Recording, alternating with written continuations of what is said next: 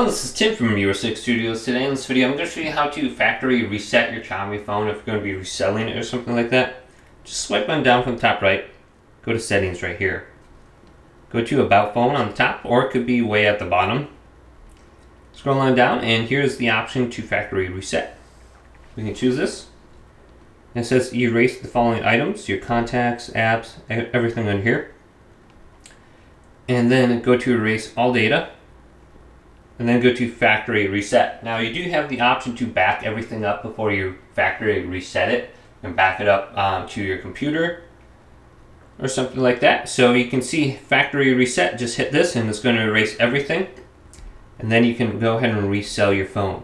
So very easy to do. Hopefully this video did indeed help you out. If it did, leave it a big thumbs up and subscribe to my channel down below for more tech videos coming up next on Reselling Studios.